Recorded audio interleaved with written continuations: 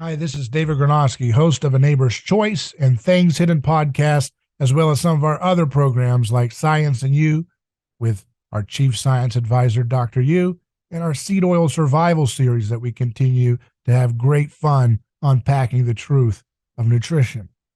I wanted to give you a quick little message saying we appreciate all the support that we get from our monthly contributors and our one-time donation supporters. And we'd encourage all of you to go to our website, aneighborschoice.com, click on contribute, and make a monthly pledge today, whether it's $1, $5, 15, 20, 50, whatever you want to do. Doesn't matter. Just be a part of building this new media project that we've developed to empower and inform, to inspire, to kickstart a scientific renaissance, an anthropological breakthrough and reformation in the church. All these things are possible with your support right now. So make that commitment today and help us keep doing the productions that we have. Thank you.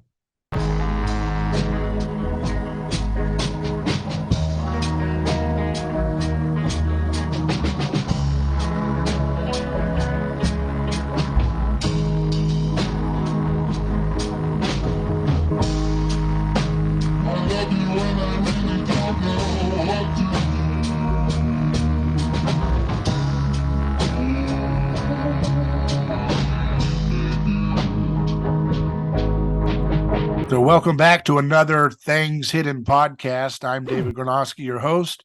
We're going to do a little examination of history today. And joining me to do so is my friend and editor at aneighborschoice.com, editorialist, Surit Dasgupta. How you doing, sir? I'm doing fine. How are you doing? Doing well. So, one of the things that has come up in recent, times, there's always wars and conflicts in the news for decades. It seems like there's always something, but oftentimes we get these big picture questions about what does it mean to imitate Jesus, and a lot of folks are on board with just a kind of a confused conception of Jesus. And I thought it'd be important today to try to go through the grand sweep of Jesus's tactics for conquering the world from a historical perspective and an anthropologically driven perspective, meaning we're going to try to avoid as much as possible theological debates and look at kind of the anthropological effect of Jesus's gospel on changing society, on changing human culture in history. And we're not going to be able to do it justice in the short time we do this today, but I thought it would be appropriate to not get into the weeds of all the different current events, but rather just to kind of go back to the basics and say, why should we pursue peace? Why is it that imitating Jesus requires a peaceful, nonviolent approach? Not as some kind of obscure option that some people are called to do, but rather the absolute meaning of imitating Jesus's example in history. And so to do that, we're going to look at a few different passages in the Bible that are popular conceptions of Jesus's role and relationship to violence, and try to see things with clear eyes. Jesus's tactic of conquering his enemies. Does that sound good? Oh yeah, I mean, like with the news cycle, we're inundated with all of these horrible images that's springing up on social media. I think it will do our soul some good when we look at what God has in store for humanity, right? I mean, uh, from we've already discussed in past episodes how God's way is ultimately redemptive, and it will result in a triumph of non-violence. Right. So yeah, looking forward to it. Yeah. So the first step is just for the sake of discussion to ground this into more kind of tangible things. We're going to say that the word God, we understand God to be a personal, being. But for the sake of the anthropological analysis, we're going to say that the word God is synonymous with the highest good, the highest good. So write that down. The highest good, if you're listening to the show, the highest good. Another way of saying is the highest social ordering principle, meaning what is it that organizes a society together, the whole transcendence of that society. Now, just for clarity, I'm not saying that's all that God is. Obviously, God is, in a theological sense, when we talk about God as a being distinct from his creation, that's a theological discussion. But for the sake of anthropology, when we talk about the study of man and God and the relationship between human beings that's revealed in the Bible and in the work of Jesus's mission in history, God is going to be synonymous with the highest good or the transcendent social ordering principle of a society. So let's start with that. Because that's going to help people see kind of the concrete reality, the effects of Jesus in history. Another thing that I want to talk about is the effects of Jesus's approach of standing in solidarity with victims, with the least of these. Jesus talks about leaving the 99 and going after the one. And this is seen over and over again throughout the Bible, in both the Old and the New Testament. It culminates in Jesus becoming the one that's abandoned by the 99. So not only does he tell us to go after the one who's different from the 99, but he also becomes the one who is set apart from the 99 and sacrificed by the crowd and their anger and their rage and their envy and their fear and their zeal and their self-righteousness and their need for violence and bloodletting. So that reveals more about humans than it does anything else in some sense, because it's the human crowd that demands Jesus's blood and the vindication of Barabbas, who, as we've mentioned in the past, the earliest texts say that Barabbas's name was Jesus Barabbas. So there's two Jesuses that the crowd has to choose from, and they choose the one who wants to get revenge against their oppressors, in this case, Rome. And that's a commentary on the social ordering principle of the world. All of the world, has always created their gods. All right, that's the highest social good, right? The highest good, the highest social transcendent principle. Their gods are always a reflection of what they feel like is the best way to deal with problems, which is sacrifice of one or vengeance, getting revenge on somebody if you feel like you've been sacrificed or your friends or your family have been sacrificed. Then if you survive that, then you want to get vengeance and get another type of tit for tat type of sacrifice at your enemies. So that's the order of the social highest good in all societies, and that's what Jesus is dealing with. He's going to create a new foundation stone for a new humanity, a new world order. That's a word that's loaded because of people's, recent connotations, but that word is very appropriate. That term is very appropriate for what Jesus has in mind. Yeah, I mean, that word indeed is loaded. I mean, it's even more loaded if you're a wrestling fan, but it does what Jesus does initiate on the cross, and with the destruction of the temple is a new humanity, right? Like Jesus is depicted as is portrayed as the second Adam, as the new Adam, whereas the first Adam uh, failed. The new Adam redeems, and not only redeems but creates anew.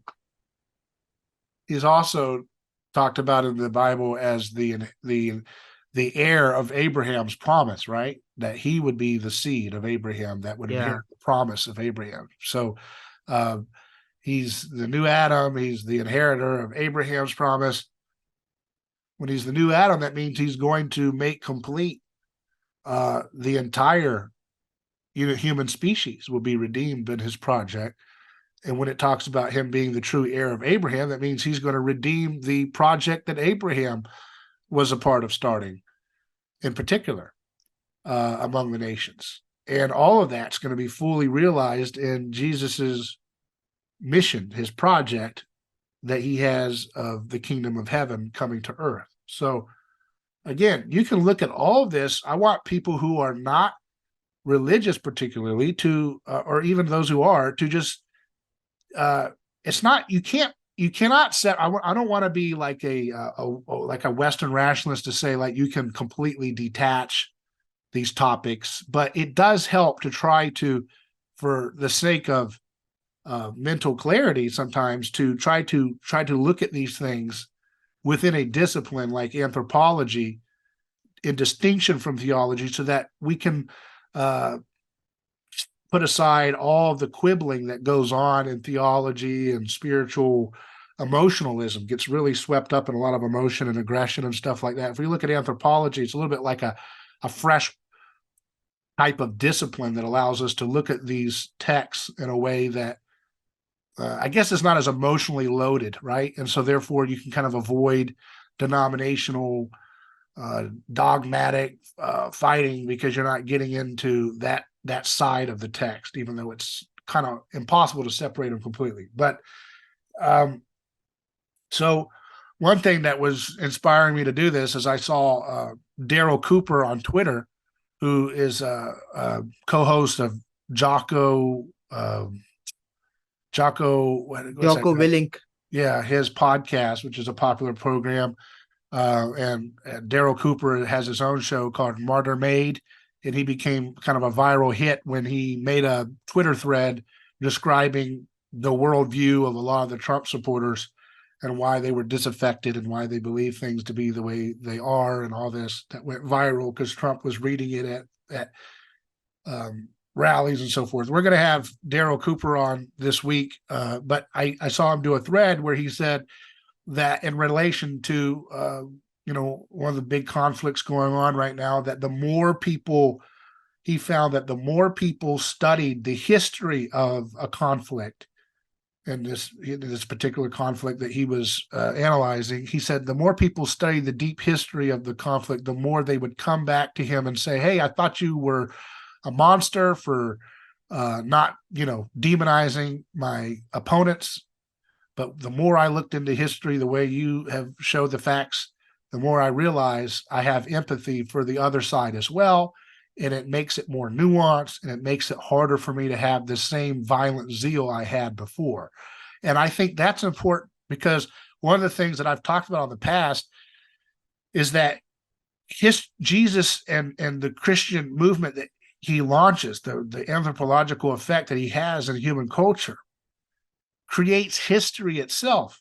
And that's important, because history that we inherit now is this assumption that there's some kind of objective stance that we can try to dig at in history and kind of get close to. Hopefully, if we're humble and have humility, we'll recognize it's very hard to claim that we've got the full objective view of history because of the way victors write history. But with Jesus, we have this real history starting to kind of emerge amidst propaganda and myth. And what I mean by real history is truly remembering the victims of various groups. Once you truly start to say, wait a second, so that team that I hated, they had injustices done to them in this period of history, and wait a second, and my team may have committed things that were bad too. Once you start to have that more nuanced view, rather than picking a side, that goes for everything. If it's the frontier Americans and the Native Americans, you have one side that says, no, the frontier settlers were good guys and the Native Americans were just monsters only. And then you have the other side that says the exact opposite, mimetically, right? They just say, no, it's the Native Americans were pretty much just good guys. There's a little bit of mistakes, but It was the other team that was just heinous monsters. The truth is, like that conflict or any other conflict, when you remember the victims, the individual victims, the souls of innocent people swept up in the conflict, the more you truly recall that. When you talk about remember, that means to recall, to consider, to remember, to commemorate in some sense the victims of these conflicts, and you trace it in the details. The more you study the details of the victims, the more your conscience is going to come up in your mind, your intellect is going to come up with a more nuanced perspective on a conflict that makes it hard to maintain these black or white dichotomies. Does that make sense? Yeah, it's I mean the very word remember, right? Is the I mean, if you take it in a literal sense, it's the complete opposite of dismember, right? So Right. like if what happens in sacrifice, you are taking apart the victim. Uh One, sometimes quite literally, like as we see in the episodes of the like for example the Aztec sacrifices, where they're cutting off the heads and they're removing the organs Or drawing and in quartering that happened in draw England. and quartering. Yeah, and so that word, I'm guessing, is very important. Remember is basically putting together, not only looking at the victims, but putting them together as a kind of, humanizing them, as opposed to what mythology does. Mythology otherizes the victim, sometimes makes the victim into a hybrid human animal entity, but remembering the victim is humanizing the victim. Yeah. And on top of that, I'd like to also add that one of the best things about looking at the big picture is we're looking at history from the perspective of God, right? God looks at the past, present, and future uh, in in in the whole holistic sense, as opposed to the way we humans look at history is often through a very minuscule perspective. Is that we look at it from a certain perspective, we look at it from point A to point B. That's why all mythologies, they are heavily dependent on making sure that their story starts from a certain point in history, ignoring all past perspectives. And yeah, I think you're spot on. Yeah. So we want to.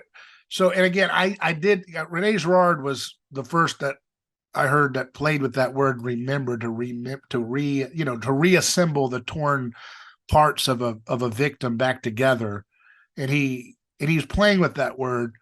I did a little bit of etymological research on the word, member and remember. I couldn't see, and I didn't do any kind of exhaustive, but I couldn't see an etymological link. But at the same time, I think that it's, you know, it's still within, inspired thought to have fun playing with words, right? And to, even if it wasn't intended, that member and remember sound close together, and dismemberment, that it works as a teaching lesson, just like the word atonement. Some have kind of played with that word, right? Word plays are very common in the New Testament. So I think it's in that same spirit that we can take English and have some word plays to have meaning too, because of the similarity of words, even if they didn't derive from the same root. Like the word at atonement, people play with that at one-ment. How do you make us one? How do you make us unified, right? You need an atonement, right? Right. Um, Mhm. so that's not necessarily where it comes from. But it works as a kind of wordplay to make meaning. But definitely, um, yeah, to get at an objective here. So here's what I want to get at. Right now there's conflicts going on, and you have different hotspots around the world, and whichever hotspot you pick, people tend to polarize on one side or the other. And once they're kind of locked in to various degrees towards one or the other side, they blind themselves to their favorite side's injustices. They can't see it. And when I'm speaking right now, there is a human tendency to say, yeah, that's right. My rival team is blind to their victims, because that's the tendency of us in our kind of mimetically enclosed culture. When we get locked up into these rivalries and tribal identifications, to say, well, that's right, my rival team, they always, every time there's a conflict, they never admit their casualties, they never admit their atrocities or their wrong things, or but that's the wrong spirit. If we're going to be imitating Jesus, then you're going to have to focus on the mirror, in terms of looking at where you may have got a plank in your eye, as you judge your neighbor's, as you judge your brother's speck in their eye. Now, that I don't want to go down to an easy what about ism or both sides ism, right? Because that's kind of a cartoonish, lazy version of what I'm talking about here, where we just say, yeah, because there are some folks who have kind of a fake, lazy, moderate position about every kind of conflict in politics or everything. That's just, no, both sides are just equally corrupt. It's all just, well, no, human beings are equally corrupt in some sense, in the sense that they're fallen and prone to persecute and prone to the same biases and envies and so forth. But, you can't just say, whenever there's a conflict, it's too confusing, everybody's just equally guilty, whatever. I mean, that's like a superficial version of what I'm getting at, and what the Bible and what Jesus is getting at when we look at history. So I think it's more important to just be clear. And like you were saying, we're striving for a God's eye view of history, right? And guess what? If we as human beings tend to deify our victims, then a God's eye view is going to find most accurate recollection of history by standing and examining victims wherever they are, even if they make us uncomfortable, because they kind of take away the relative innocence that we insist our team has in comparison to other teams.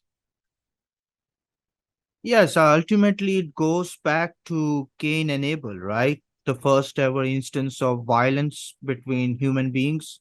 Right. And the truth of that is both of them were brothers, and they were from one family. And when Cain became envious of Abel and murdered him, God did not, uh, wreak vengeance on him. God put his mark on him, and he was therefore allowed to prosper, and have his own family. And then he became, I think he became the creator of the one of the first city, right? So that's having that God's eye view of history, you know, uh, reveals that the murderer is to be forgiven. And in forgiving the murderer, uh you stop that cycle of violence. And that's kind of like how that works, I guess. Getting a God's perspective on history. And it's unfortunate that God has, despite showing us how to deal with these cycles of violence, we human beings, we fall and backslide again and again. And it's the example uh, throughout the Old Testament, right? That human beings, despite getting the revelation from God that non-violence is always the true answer to violence, we tend to get tempted by the accuser, the Satan, and insist that we perpetuate the cycle of violence. And here we are today, uh, In some cases we have learned our lesson, but still, a lot of ground has to be covered. When you I want to look at Matthew chapter 24 here, where it says, it talks about this story about um, the end of the temple. This is something that I think folks would do well to take a look at, because one of the things that you see is folks trying to kind of create this view that Jesus is going to come back and bring violent judgment onto his enemies. Matthew 24 says Jesus left the temple and was walking away when his disciples came to him to call his attention to its buildings. Did you see all these things? He asked. Truly, I tell you, not one stone here will be left on another. Every one will be thrown down. As Jesus was sitting on the Mount of Olives, the disciples came to him privately. Tell us, they said, when will this happen? And what will be the sign of your coming and of the end of the age? And then he goes into this, this whole story about Jesus answered, watch out that no one deceives you, for many will come in my name claiming I am the Messiah and will deceive many. You will hear of wars and rumors of wars, but see to it that you're not alarmed. Such things must happen, but the end is still to come. Nations will rise against nation and kingdom against kingdom. There will be famines and earthquakes in various places. All these are the beginning of birth pains. Then you will be handed over to be persecuted and put to death. You'll be hated you'll be hated by all nations because of me. At that time, many will turn away from the faith and will betray and hate each other. Many false prophets will appear and deceive many people. But he goes on to say that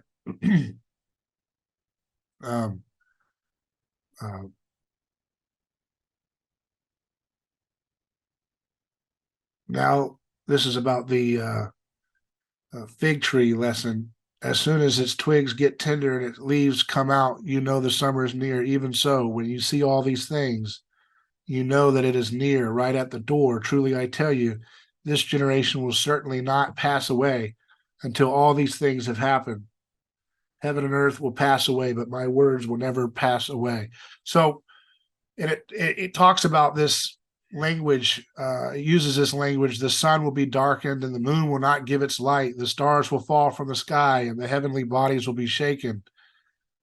Then will appear the sign of the Son of Man in heaven, and these all the people, and then all the peoples of the earth will mourn when they see the Son of Man coming on the clouds of heaven with power and great glory. This is language that the Old Testament has over and over again used by prophets to describe the judgment of a nation, that a nation has done its best to exert itself and use violence, but now it's being basically judged in effect by kind of the blowback of a bigger, stronger nation coming and judging that nation. And the language: the sun will be dark and the moon will not give its light, the stars will fall from the sky. This is poetic language talking about the destruction of a nation, and that a nation is going to be basically judged by its own overreach, by its own attempt to exert itself in contention with its rivals. It will call down kind of reciprocal aggression, like what we see happen in 70 AD, when this temple that they're asking about, because he says the temple is going to be destroyed, not one stone will be left on another, and yet they say, well, when's this going to happen, and when is the end of the age? So that's the same thing. They're not asking two separately distinct questions. They're not saying, this is, when will this temple be destroyed?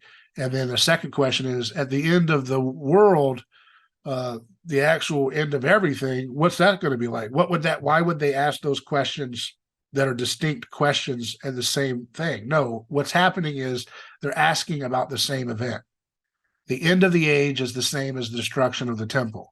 the end of the age that comes to pass. And Jesus says, he says in this story that this generation, truly I tell you, this generation will certainly not pass away until all these things have happened. So the idea that this is talking about some future end of the world,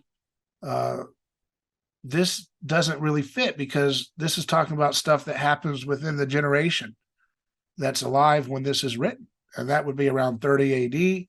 About a generation is about 40 years. You do 30 plus 40 is 70. 70 AD is when the temple of Jerusalem was destroyed. In the end of the age, meaning the end of using a sacrificial temple framework for ordering your society and having the ultimate good, that whole age is coming to an end. And that's why it uses language like the sun will be darkened and so forth, because that's what has always been used by the prophets that came before Jesus to describe the judgment of the nation.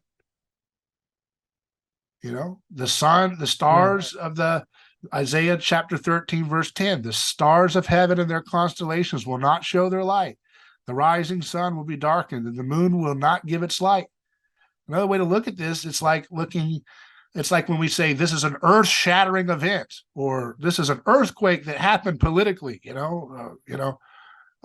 is earth-shattering or something like that. This is poetic language that's describing the end of a nation, that its time is over, that the whole cosmic order of their nation, because you got to remember, people truly believed that, their nation was the navel of the world, so to speak, that they were the end all be all, and their gods, had favor on them or disfavor. And, this was the way the world works. So the idea of their whole religion being destroyed is apocalyptic. It is the end of the world in some sense. It's all they know. What else are they going to do to function if they don't have a means to maintain their sense of identity, their sense of togetherness and oneness, and the resolution of their guilt and conflict, in their sense of holiness and purity from guilt?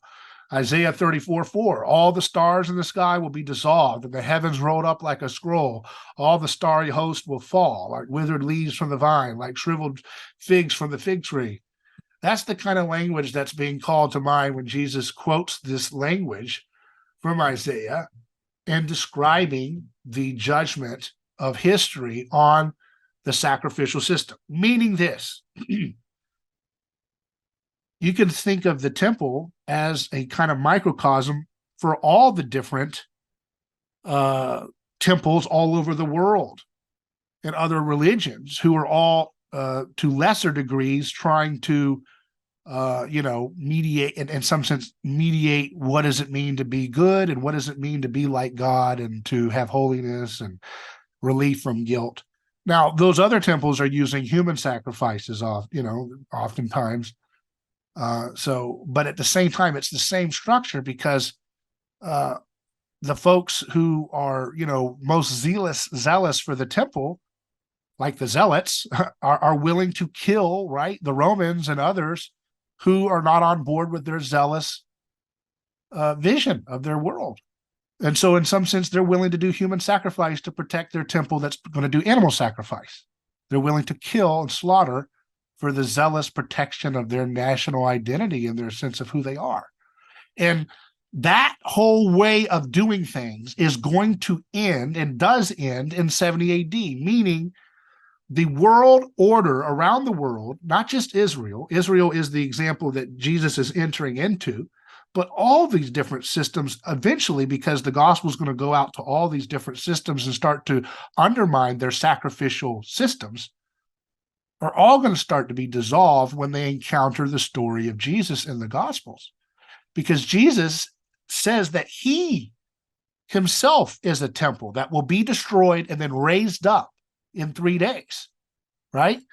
And his temple is a temple of a body, of a human person, not a structure that is a collective, representation of a collective body that sacrifices individual animals and humans, but rather an individual person who is sacrificed by a community for their own need to feel better, right? Their own need to feel together, their own need to have guilt removed. So he himself, so there's two temples being weighed here. There's the temple of man's logic of creating a temple and then taking human individuals or animal individuals and slaughtering them for people to relieve their guilt and envies and frustrations and fears and angers, and to feel at one with one another so they don't have violence slip out. But that doesn't very well work, because the people who are still most zealous for this system are haughty and angry and want righteous violence to be called down upon their enemies, like the Romans. They don't want to work out their own sins and their own angers that mirror their Roman occupiers. They want to just project all evil onto their occupiers and their privilege and tear them down. But Jesus says you can't do it that way, because guess what happens? When you do it that way, you keep signaling violence, violence comes back at you, and that's what happens when Rome comes and destroys the temple.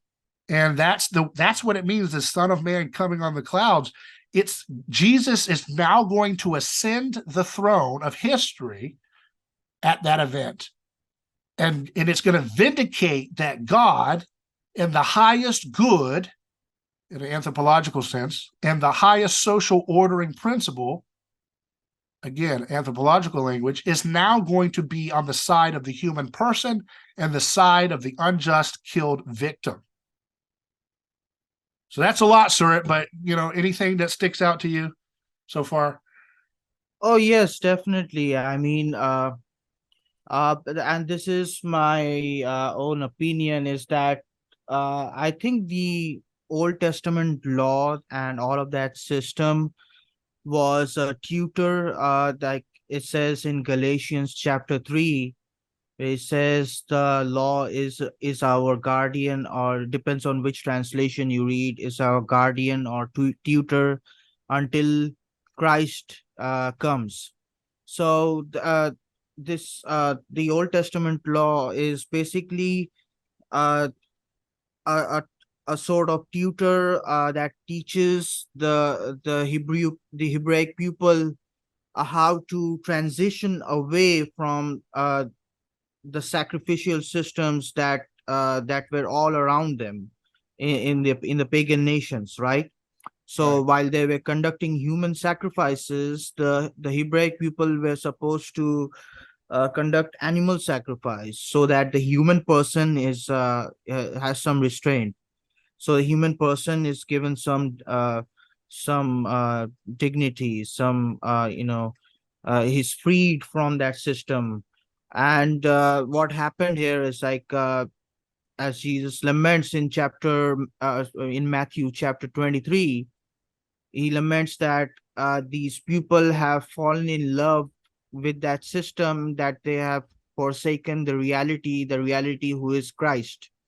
So it laments that, Jerusalem, Jerusalem, you who kill the prophets and stone those sent to you, how often I have longed to gather your children together as a hen gathers her chicks under her wings, and you were not willing. So leading up to Matthew 24, it's becoming obvious that it's about the destruction of the temple, and also this it's about the end of an age. It's the destruction of the temple because the people were clinging on to that system, that sacrificial system. They were clinging on to that tutor, and they would not embrace the reality, which is Jesus. He is the real temple. Yeah. That's why it And says God. That's why he says, he quotes again the Old Testament saying, God desires mercy, not sacrifice. And yes, and when you desire sacrifice above the spirit of mercy that it's supposed to point to, because I'm not going to denigrate the sacrificial system. It's better than killing a human, and it's better than killing your neighbor, right? And in terms of right. the animals, it's like a clinic, a methadone clinic for someone who's addicted to heroin to get off of the drug. You give them a temporary drug and rehabilitation to try to get them weaned off of that appetite for blood, so that they can sacrifice their own fleshly ambitions and passions rather than sacrifice some other person or animal, right? Yeah, right. And what basically happens is like it's not the law that it's at fault here. It's that the people of Jesus's time had fallen in love with the stones, as opposed to falling in love with the human person. Right. And Jesus is here is lamenting that they are not willing to you know let go of the stones, and embrace him, because he is the Christ, he is the chosen one, he is the Messiah. Right. And the anthropological significance, as you have rightly pointed out, that stones are inanimate, but Jesus is the human person. He is embodying, he is symbolic of the human person, the individual, the one who is uniquely created in the image of God, which is every one of us. He is representing that human aspect here, and he is saying, if you do not let go of the stones, you will bring destruction upon yourself, which is this is a choice, right? Uh that the people of Jesus time has chosen for themselves, is that they have, in not embracing the human person, they have inadvertently chosen destruction of Jerusalem.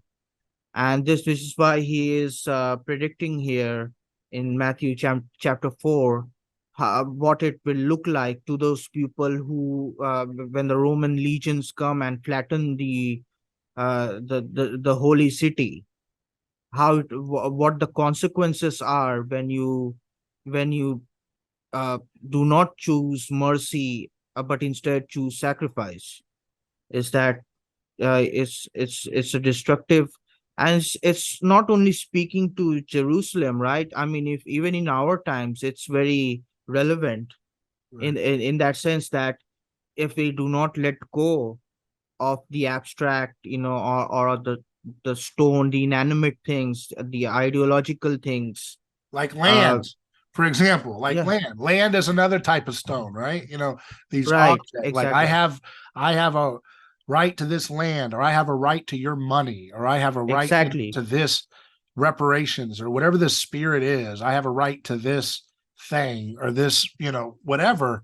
Whenever you hold on to it too tightly above the spirit of love, right? If you make that, then it becomes an idol, and then it becomes something that will destroy you and your culture, right? If that spirit takes a hold of the culture, right? yes, exactly. And And so in I that just sense, mhm, go ahead. In that sense, what? in that sense, like, this is very relevant, Yeah, even for us living today. right. But what's not relevant, what you miss the point. People miss the point when they read this Matthew 24 language about the sun will be dark and the moon will not give its light, the stars will fall from the sky, and the heavenly bodies will be shaken. They read that as Jesus is doing all these, elaborate things to the actual sun, and the moon's going to lose its light, and stars start flying everywhere, and that's his anger that's going to be poured out in the end of days, right? Which Right. Yeah. totally goes against the entire character of Jesus in everything we see, and that's why uh, we have to talk about that, because when you believe that Jesus, I've said this before, but just to rehash, if you believe Jesus comes as a peaceful suffering servant the first time, but it's just a trick to trick the devil and everybody to get him or whatever. And then he does the process of atonement. And now when he comes back, he's going to come back with blotting out, throwing heavenly stars at his enemies and shaking the body, like some kind of a violent deity. When that's what you believe Jesus is becoming, you're going to be skewed away from imitating the true Jesus, because that's not what he's talking about. This is language that's poetic, that's meant to reveal that the way of that very way of doing things, by the way, of viewing your heroes and your gods like that against your enemies, is going to be judged and indicted, not because like God is sitting there saying, I want to blow you up, but saying, Jerusalem, oh Jerusalem, if you had only known the ways of peace, as you mentioned right before this happens, where he talks about the destruction of the temple. He doesn't want people to go this way, and it's not him doing it. It's those people sowing that kind of violent blowback in the form of Rome coming down and destroying that temple. And after that happens, Jesus's movement in which the human person is sacred, the temple is sacred. See, what other thing, Surit, could have won the world over than moving what is the temple from a collective body of a building to a wonder towards a human person, which is much more wondrous, Jesus's body, and therefore every human person's body. That's the only thing that would animate followers of that way to go to their death to help Roman persecutors during the plague. You know what I'm saying? Mm-hmm. What other system but a system that is replacing a outward stone temple with a human spiritual temple of the human body is now going to be elevated as the highest social ordering principle, animates people to go to their plague death to help those who laugh at them as they were torn apart or their friends are torn apart in Colosseum games. You see what I mean? Yes, and You're not animated by mhm. a temple that kills goats to go to your rivals, right, who are persecuting you and lay down your life as they cough all over you as you take them out of the harm's way and give them food and try to nourish them back to health. Only a temple system that's going to replace cultic local temples that are connected to land and blood, the wicked stuff that we're going to move past, land, blood, temple systems, sacrifice of another, all of those things are tied together in the anthropological order of the time in which Jesus comes in, and he indicts it by non-violence and allowing them to murder him so that they reveal that they are just like their rivals, just like their oppressors. And then that story goes forth and inspires people to lay down their life as living temples of goodness for their rivals that hate them, like the Romans who were afflicted by the plague. Right. And the temples, as Jesus redefines the temple, it becomes sort of like more a hospital than a temple, right? It becomes sort of like where those who persecute you uh, are, like Paul, for example. Paul was persecuting Jesus, and he was persecuting his body, which was Jesus's, which was the church, and he was pricked to his heart, right? And his conscience was, affected by Christ coming to him and saying, "Why do you persecute me?" So it's the temple, as Jesus redefines it, serves as a hospital not only for each of for us individually, but even for those who persecute us. And that is like they are redeemed, they are rehabilitated by being shown how this is a futile thing, this endless violent sacrifice, expelling your enemy, killing your enemy. And this is a futile thing, and this will lead to nowhere.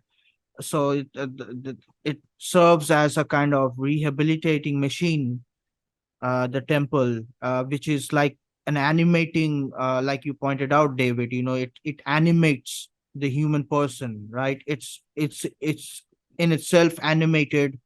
Jesus was animated, and it's also animating, giving life to uh, uh the ones who are around us, our neighbors.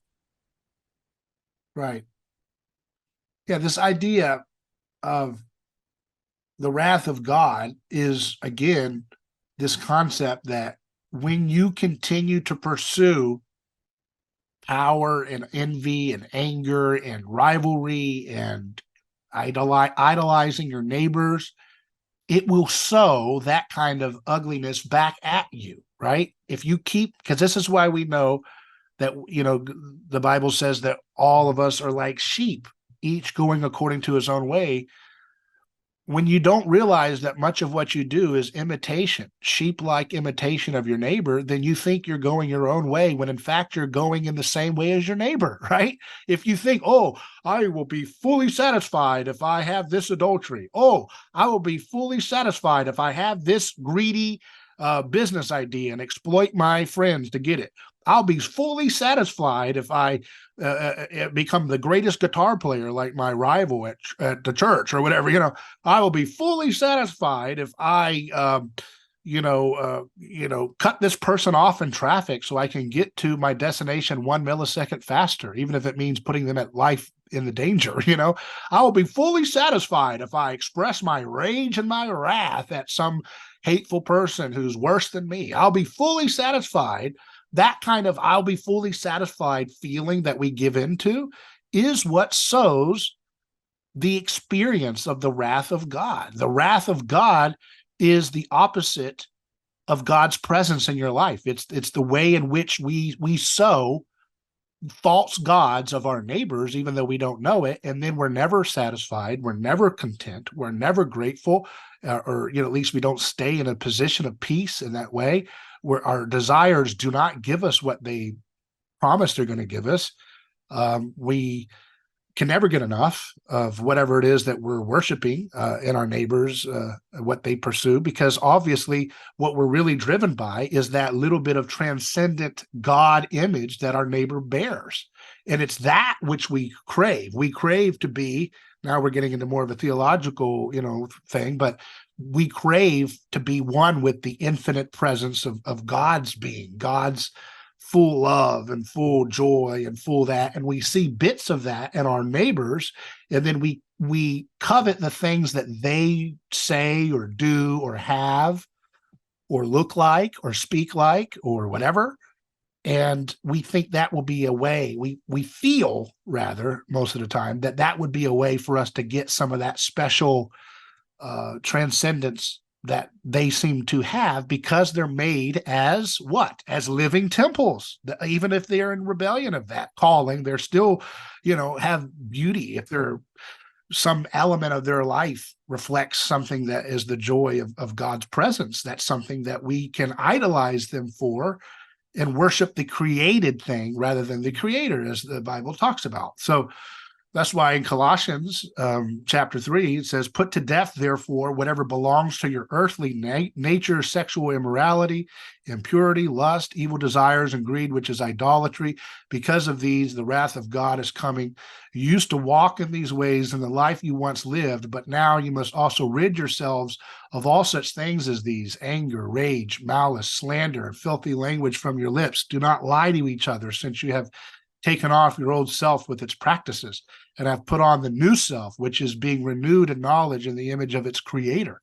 Here there is no Gentile or Jew, circumcised or uncircumcised, barbarian, Scythian, slave or free, but Christ is all and is in all, right? Right. Yeah. And Beautiful vision. This is a universal call, right? This is the change from cultic tribal temples towards human personhood as the governing agency of the world, right? yes, absolutely. I mean, like again, coming back to what you talked about with worshiping your neighbor because you're seeing the image of God in your neighbor and you're seeing bits and pieces of God in your neighbor. I mean, this is why people used to, this is why people used to practice. I mean, they still do in certain parts of the world. They used to practice cannibalism, right? Because they want to have a crucified savior who spills his blood for the salvation of the human race, right? And because we have that inner yearning of being saved by the blood of Jesus, we try to take shortcut by getting ourselves saved by the blood of our neighbors. And this shortcut is basically what we're seeing, that this Tower of Babel system is like a shortcut wanting to get to heaven through sacrifice of human beings. Right. But God here has torn down the Tower of Babel, right? He has done away with the temple system, and now we each of us in our personhood, our individuality, each of us are a temples to God. And we have I mean, our current day culture, the laws that we make in our countries, they all try to reflect that, is that the how to protect the liberty of the person, how to protect the freedoms, the rights of inalienable rights, that we that's the language we use, right? That we as human beings have the right. Why do we have the right to live? We have the right to live because uh, God has made each of us temples unto him. Yeah, First John 3:2 says, "Beloved, we are God's children now, and what we will be has not yet appeared. But we know that when he appears, we shall be like him, because we shall see him as he is." So, when the end of the world happens, we will see him as he is. We will fully understand when we are united, when Jesus returns, what he really was all about all along. And that can't happen if Jesus is just another pagan hero, Hercules figure that comes back and says, "I'm going to shake these things and slaughter and blow up buildings, and kids are dying, and sending nuclear type powers out of his mouth. He opens his mouth and a nuclear bomb type energy beam comes out and kills people." That's what a lot of, unfortunately, Christians of all sects are tempted by that. And Jesus predicts that they're going to believe in that, right? Over and over again, the Bible shows why the crowd choosing Barabbas instead of the non-violent, non-retributive Jesus. They choose the one who wants vengeance on their persecutors. And to this day, everybody feels they're persecuted to some degree or another. And therefore, everybody thinks just like Abel, right? Abel, it says Cain kills Abel. That's the primordial first murder. And on his bloodshed, he founds the first city. But then Abel cries out for judgment. He wants justice. He wants, in some sense, he wants to have vengeance in some sense, right? But then it says in Hebrews, the book of Hebrews, that Jesus's blood cries a better word, right? Because it's peace, it's shalom, it's the end of this whole cycle. Everybody today thinks they're an Abel, right? When in many cases they're just another Cain, right? and Yeah, both yeah, options are wrong, right? You're not really better off if you're on the side of Abel people who are like, yeah, somebody died that was innocent because of their race or their ethnicity or their income level or their gender or whatever. Therefore, they were persecuted or killed or harmed in some way or excluded, like Abel. Therefore, I demand justice and violence back at those. And then you make exception and say, oh, well, it's okay when the persecutor, the oppressor team has a child that dies or gets murdered or hurt or excluded or stolen from, because it's collateral damage. No, you are missing the point. You're being in against Christ when you do that, and you're resisting, right? His call, right? To be draw, behold, I will draw all men unto me. He's drawing all men unto him on the cross. It's on the cross that we recognize, if we have eyes to see and ears to hear, that God stands on the side of all of our victims, and that we have to recognize our proximity to persecuting victims in order to fully become like Christ. In order to become fully like Christ, you have to be able to recognize that you yourself and your team are just as capable of any villain you look at in history or in contemporary society of doing horrible atrocities. And unfortunately, people say they learn that lesson and then they go right back into cheering, rah, rah, rah, this team is right. Let's send them weapons, or let's send them more billion-dollar bunker buster bombs and all these horrible things, which is violently resisting the New World Order of Jesus, which is about non-violence, renouncing that system of tit for tat, reciprocal violence and aggression. yeah. I mean, if you look at the current events, I'm not going to go into that deeply, but you have people actually saying that these babies that are getting killed are going to grow up as terrorists or whatever, or grow up as oppressors. Right. So that is, again, this coming back to this notion of preemptive violence. Yeah. Uh, this is, this is not the way of Jesus. Our faith, our the way we look at the world, the way we operate in the world is through the way of the cross. And that is that is the anchor of the entire scriptures, right? The cross, that Jesus, how Jesus, I mean, God himself came down in human form.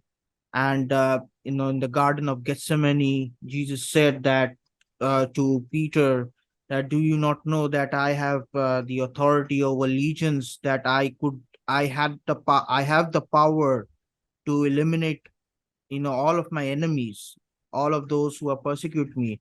But yet he doesn't do that. He goes to the cross and he suffers for us. And in by doing that, he reveals the way we murder each other, and he reveals that this is not going to bring any lasting peace. It's just a passing catharsis, right? It's not going to bring And it's anything but it's long lasting. but it's losing its cathartic effect in real time faster and faster. And that's how we know that Right. Jesus is in charge of Yes, history. I mean, even Yeah. in the conflicts that we are seeing to these days, we have a multitude of conflicts going on in the world right now. In real time, we are seeing the brutality, the sheer animalistic horror of what these conflicts really are, and they are no longer, glorified. They are no longer clothed, in this language of glorification as it was during And the that, days of our grandfathers, even, yeah, right? and that's why Peter, when his first sermon, he says, "Why do the nations rage in vain?" Right? Because the masters of these principalities can't keep doing the same thing and getting the same effect. Even in his time, it was already starting to be revealed, right? Nations were starting to be shaken in their ability to create unity based on their latest justification to violently stamp out some other person or group, right? Whether it's an internal scapegoat group or an external enemy other, those are the things that have always animated nations, and they're not as effectively animated by these things anymore, because the more people kind of expel victims, the more Jesus's social ordering principle kicks in, and we become aware of those victims and how they didn't need to be killed, and we just lose our appetite slowly, unfortunately, than it should be. But humans are slowly losing their appetite for these cartoonish black or white depictions of good and evil.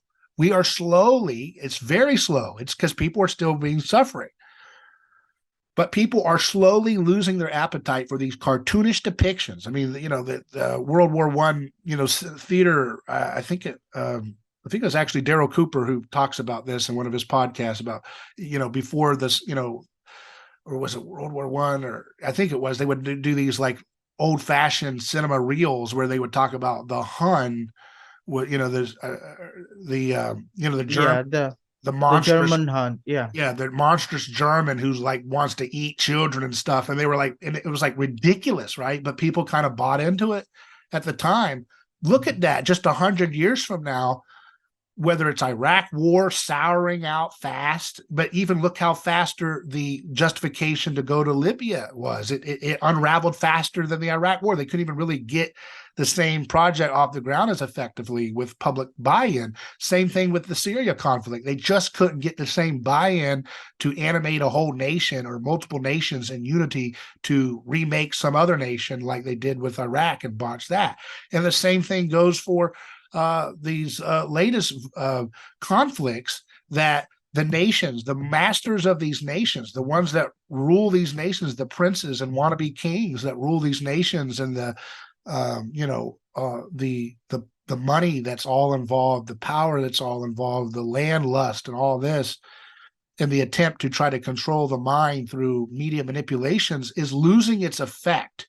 And therefore it's turning people, it's amping up human aggression and violence, unfortunately. At the same time, human understanding of the other is starting to ramp up at the same time. So it's kind of like a escalation of both revelation of our opponent's humanity, but also a kind of somewhat close to equal amping up of aggressive, violent desperation to try to stamp out that empathy, right? Because how can these violent structures, whether it's drug cartels or pharma cartels or military industrial cartels or war industries of all types, all these different things, how can they maintain themselves if humans become more and more filled with the knowledge of the Lord and the vindication of the slain lamb? The slain lamb being the primordial scapegoat that we all recognize we harbor in our heart, right? That the scapegoat somebody else. We do this all the time, even with our friends. Oh, you do that, or we blame our friends, or we speak of ourselves with more mercy than we give to others. That's all within that matrix of scapegoating energy. I mean, today these days, if we want to go to war, we have to appeal to that image of the slain lamb, right? Right. We have to hold up the images of dead children so that, we have to prove ourselves. I mean, imagine in ancient history, the Romans appealing to some other countries, or some other country appealing to the Romans as saying like, they killed our babies, see, we are the ones who are tortured. Right.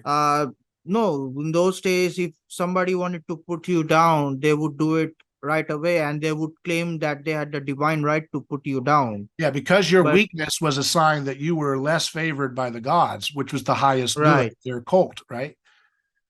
right, and we So have it all this. goes back to that. It all goes. Let's say that again. It all goes back to that, because if you Mhm. believe that the Roman cult, like you just mentioned, they off with your head. Why? Because you're weak. A weak is sign of, or even if you're weak in relation to me, even if your warriors are strong, they're not as strong as mine. Why? Because we're in closer proximity with the gods or God, right? Which is just a synonym for the highest social ordering good, right? The highest good of our culture is that which makes us have might, which gives us the right to beat you and take everything you have, right? And so that's why it's so important to see the end of the age that Jesus is talking about in Matthew 24, is that age will no longer be able to go along uncontested after Jesus, completes his ascension to the throne of history with the destruction of the temple in 70 AD at the hands of the Zealots and the Romans, bringing that into fruition. And eventually Rome receives a similar kind of judgment when it continues. Again, it's a judgment of history. It's a judgment. When we say look at the judgment, it doesn't mean like a Zeus type god is, I'm going to send lightning bolts through the swords of your German barbarians that sack Rome, but rather history judges you based on the standard of the slain lamb. Did you uphold the slain lamb, or did you devolve into chaos when you got off of your addiction to scapegoating? You see what I mean? Yeah, yeah. So that's what animates all of these different stories in history. And Jesus's story, that again, another play on words. His story is his story. That's a cheesy thing that people have said, but it's more true than we could possibly imagine. The story of history is recognizing the story of Jesus, the slain lamb since the foundation of the world. You mentioned cannibalism, right? We know that cannibalism is one of the most primitive, archaic forms of man's attempt at religion, right? Yep. And Yeah. so when Jesus brings this imagery of do this in remembrance of me, do this in remembering my body back together, so to speak, it's the bodies of all victims that we've never even heard of or seen or thought of, from tribes and communities we've never even conceived of in history, who, like you said, at the very origin of what we call sacred, which is who gets to sacrifice who, right? That's might makes right. That's the sacred. It's, I get to eat my victim and consume their attributes, their attributes become part of my collective community. And this is like the most primitive, audacious form of human sacrifice, and therefore it's the one in which nations are most ashamed of, right? And they quickly created taboos many times, like you said, outlawing cannibalism. That's why, when you see do this in remembrance of me, even the Romans, right, were scandalized by the early church talking about feasting on the body of Christ, right? Because they're like, what are you talking about? Cannibalism? Oh, God forbid we'd have anything to do with that. Oh my goodness. That false piety, right? Because they thought, when they're looking at some rival land to take over and take their women and their land, they don't think they're animated by that same primitive cannibal spirit, but they are, because they want the neighbors being their wealth, their land, their riches, their beauty, their whatever, right? Their resources. That's all somewhat of a reflection of God's glory, right? To have access to a seaport of another land is a glory. It's a glory to have travel on the sea. It's glory to see beautiful weather. It's glory to have, animals that provide you food or whatever, and delicious festival, whatever, right? All those things are little reflections of God's glory, and they want what their neighbor has, right? And so therefore they devour it. They consume their being with rape, pillage, conquest, which is the same thing as the cannibal does at the primitive level that the Roman thinks he's far away removed from. But when the Romans encounter the Jesus way, the way is doing a ritual that's not cannibalism, but it in some sense calls to mind the cannibalistic origin of all religions that it's repudiating and defeating through a nonviolent unveiling, right? Beautiful. Yeah, it's basically the early Christians were like Andy Kaufman to the ancient Romans, weren't they? In some sense. Because like Yeah. Andy Kaufman, how he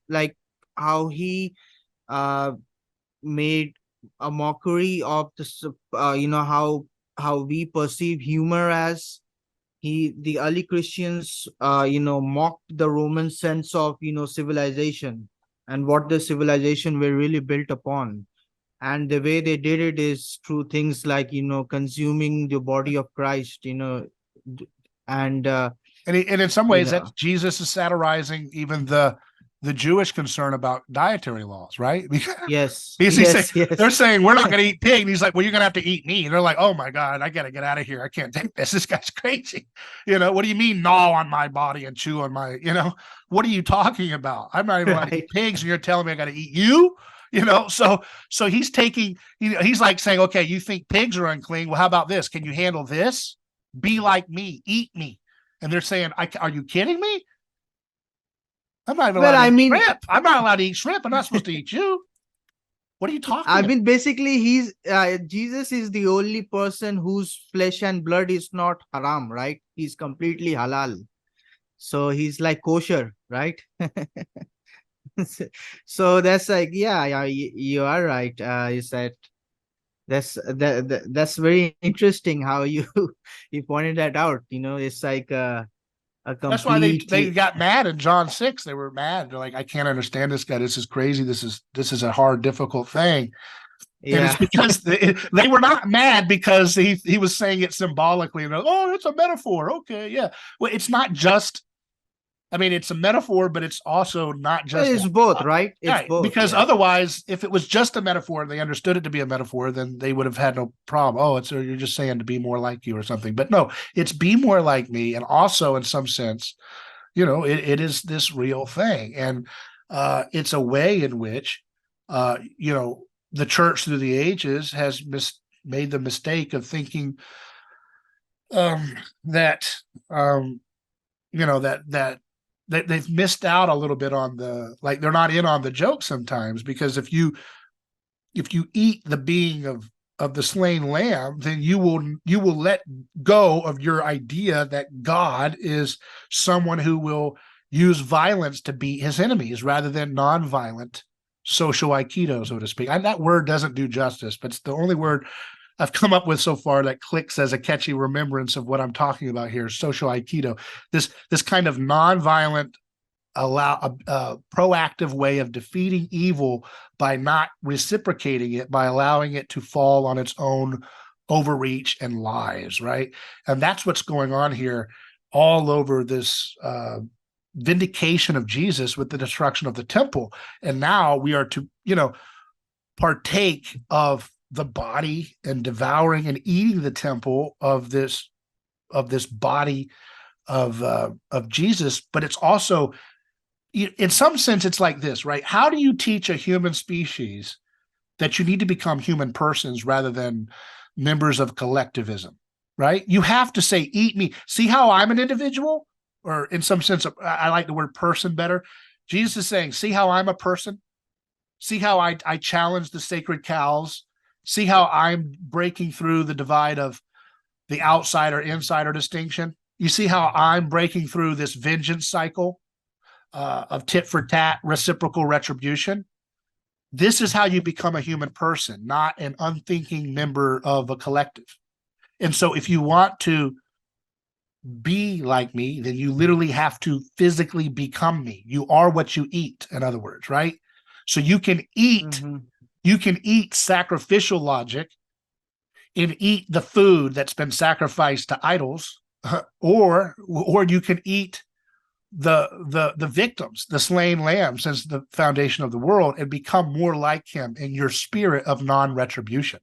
So a good sign as to whether you are obediently taking the Lord's Supper seriously or not is, are you becoming more and more non-retributive in your relationships when no one's looking, and in your relationship to your broader social community in the spirit that you engage in calling for blood or violence or vicious policing or vicious vengeance and taxation and all these violent attempts to coerce and subdue our enemies. If you are not becoming more non-retributive, then that's a sign that you aren't taking the Lord's Supper seriously when you take it. And God may still be giving you mercy in that way. That's a spiritual, question, right? I'm not that we're trying to put aside for today. But if you're not becoming more forgiving and merciful and less retributive, you should be becoming less retributive. Okay, when someone cuts you off, if you've been taking the Lord's Supper for 30 years, let's just 10 years, huh? You've been taking the Lord's Supper for 10 years and you still get angry when someone cuts you off in a conversation, maybe you're not listening to what you're supposed to be doing. Your heart's not in it. If you are angry when someone cuts you off in traffic after 15 years of taking the Lord's Supper, maybe you haven't actually been paying attention to the Lord's Supper. If you want to judge and say only this party is the villains, or only that party is the villains, or only this ethnic group or this religion is the villain, and my team, they can kill kids or whatever, then you're not letting the Lord's Supper really, you're devouring the Lord's Supper in a spirit that is an antagonism towards Jesus. Let's be clear about that. And Paul talks about what happens when you do that. So, I mean, that's what it really means to take the Lord's name in vain, and that's what it means to take the Lord's body in vain, is to say that you're becoming like a spirit of Jesus who is non-retributive through and through, and then to come up with a haughty spirit that my nation is better. And it doesn't mean, by the way, that you can't have, it doesn't mean like you're supposed to like literally hate, your own mother and love some random person down the street's mother more. That's not what it's talking about, right? We're talking about the idolization of these attachments that creates this spirit of ego-driven insider versus outsider conceptions of the world. Yeah. It's very rightly put. Yeah. Here's a place in the Journal of Ritual Studies, 2008. I think I sent this to you, paper by John Traffigan at the University of Texas at Austin. Embodiment, Ritual Incorporation, and Cannibalism Among the Iroquoians After 1300 AD. And this just giving you a taste of what we were talking about, what you were mentioning with cannibalism.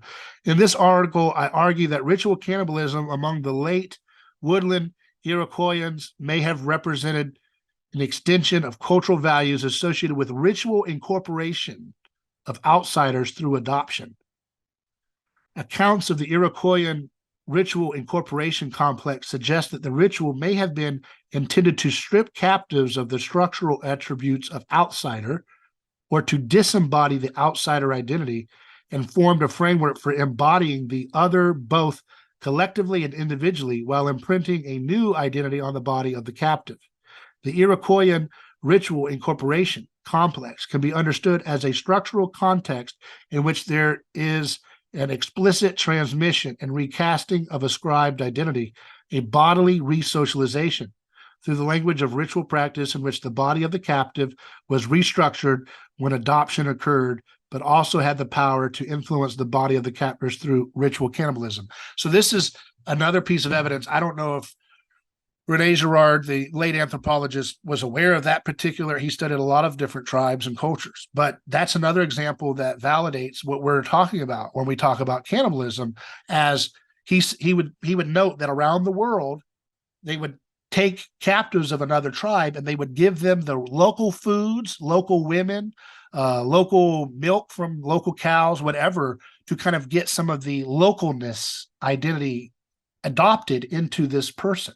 And then at the same time, the outsider still has enough of his outsiderness so that the community can cannibalistically eat them later on and get some of like the antidote of too much sameness amongst them, which creates conflict. This is why ancient communities killed identical twins, right? Because those were a harbinger of too much sameness. So in some sense, you want a little bit of sameness on your slave that you've captured from the outside world. So you give them milk and cultures and foods and local traditions and dances and maybe women or something, get them enough insiderness, so to speak, but they still have enough outsiderness that you can devour them ritually and get some extra otherness kind of spiritually or socially absorbed into the collective community to prevent too much sameness devouring people in a state of rivalry and chaos. I mean, that paper, and I just gave you the abstract, but that shows you the same phenomenon that we're talking about. So, in other words, the primitive societies, if they wanted to get to know the identity of an outsider, they would consume him. And in a Christ-haunted society, we would just get on the internet. Well, it's not just that they're trying to get to know the identity. It's that they're, in some sense, the outsider who has both inside status now because you've gotten them initiated into some of your local traditions, foods, whatever, right? They've got a little bit of closeness to you, but they're still outside enough to represent something exotic and beyond you, right? Which is a sign of the transcendence of God. You see what I mean? So in some sense, the local community, in this case, these Iroquoian Native American tribes, are devouring the outsider who's got some insider status. So it's like a mixture between part of me and part of this transcendence. What does that sound like, by the way? Christ? Does that sound like that to you? Both fully God and fully man. Fully God right. Being this transcendent outside other exotic nature, right? Mm-hmm. And then fully man, which is he's part of us. You know, he's part of our little tribe and our little identity of who we are as a people. And it's that mixture between insider, outsider that all human beings have to some degree in relationship to one another. All of us, to some degree, have some insider status, right? In the sense that we're human and you're a human. And then we all have the image of God, which is some kind of exotic, transcendent taste of the divine infinite that seems irresistibly other from us. And we want that, right? We want that exotic thing. We want that king with the elaborate rituals and the elaborate crown that we don't get to have that crown every day. You know, we want the guy with the big jumbo jet to save us, like Batman. You see what I mean? We don't have a jumbo jet, but he does. We get to participate in him and exalting and being a part of them. In that sense, you know, the outsider status that is still part of that candidate for sacrifice is what the community wants to devour. And it's in that sense, by the way, now we're going into further here, sir, but it's in that sense that some people take the Lord's Supper the wrong way. You see what I mean? Right. They still channel the ancient cannibalistic practices in a certain sense, don't they? Right, because they want to have the outsider status of God, meaning I'm saved, I'm in the good camp, but they don't want to practice being like Jesus, which is right. That's the insider part of God is both, Jesus is both fully God and fully man. We can't fully conceive of what God is in our finite position, right? We can't. But there's something irresistibly other about it that's very attractive to us. But rather than becoming like Jesus and becoming more non-retributive, we'd rather take the Lord's Supper in a way that says, oh, Jesus is my object, my ticket that I get into the in crowd of goodness without actually becoming like him, right? And that's the way in which we take the Lord's Supper with a wrong mindset that Paul warns about. Because when you take the Lord's Supper in a flippant manner like that, you're taking the Lord's Supper in a way that is kind of missing the entire point. Well, and also shout out to Michael Hardin. He mentions like how many Christians believe in a Janus-faced God, right? Yeah. And like the trickster God that you talked about earlier, right? Like first he came as a lamb, and then he will come as a violent conqueror. Right. So if many Christians are feeding on the flesh of such a god, the Janus faced god, and they would also develop schizophrenia, right? You are what you eat. Right. That's why Paul talks about there's a judgment to people who take the Lord's Supper. And I mean, I can pull up the passage, but that's why he says there's a judgment on people who take the Lord's Supper in a those who I think it's in Corinthians, those who eat the Lord's Supper right in a wrongful manner bring judgment upon themselves, something like that. Yeah, they eat to their own judgment, something like that. So, for I received from the Lord what I also passed on to you. The Lord Jesus, on the night he was betrayed, took bread, and when he had given thanks, he broke it and said, "This is my body, which is for you. Do this in remembrance of me." So that remembrance in me should recall all of the primordial tendencies of our humanness to scapegoat, to place blame on the other in a conflict, because it happens every day. We all get into temptations to treat someone without the same level of good faith that we would want to be treated with. That's why Jesus said, love your neighbor as yourself, as you would want to be treated. So do this in remembrance of me, which recalls all the victims, as Hebrews says, since the foundation of the world, and speaks a better word than even Abel, who's the first victim poetically encoded in the Bible. In the same way, that was my commentary going back to Corinthians. In the same way, after supper, he took the cup, saying, "This cup is the new covenant in my blood. Do this whenever you drink it in remembrance of me. For whenever you eat this bread and drink this cup, you proclaim the Lord's death until he comes. So then whoever eats the bread and drinks the cup of the Lord is in an unworthy manner will be guilty of sinning against the body and blood of the Lord. Everyone ought to examine themselves before they eat of the bread and drink from the cup. For those who eat and drink without discerning the body of Christ eat and drink judgment on themselves. This is why many among you are weak and sick, and a number of you have fallen asleep. But if you were more discerning with regard to ourselves, we would not come under such judgment. Nevertheless, when we are judged in this way by the Lord, we are being disciplined so that we will not be finally condemned with the world. So then, my brothers and sisters, when you gather to eat, you should all eat together. Anyone who is hungry should eat something at home, so that when you meet together, it may not result in judgment. And just to follow up, going up above, just to reemphasize the point, he says, in the first place, I hear that when you come together as a church, there are divisions among you, and to some extent, I believe it. No doubt there have been differences among you to show which of you have God's approval. Is that not what everybody is dealing with when you have a cannibalistic heart? Right? Yeah, it makes perfect sense. I mean, so then when you come together, it is not the Lord's Supper you eat. For when you are eating, some of you go ahead with your own private suppers. So as a result, one person remains hungry and another gets drunk. Don't you have homes to eat and drink in, or do you despise the church of God by humiliating those who have nothing? What shall I say to you? Shall I praise you? Certainly not in this matter. So, one way to look at that, right, is to say, he's just talking about people who are just like hungry and they're coming over and they're eating all the food before the others get to have it, right? I mean, that's the surface level. You can look at it and say that's fine, right?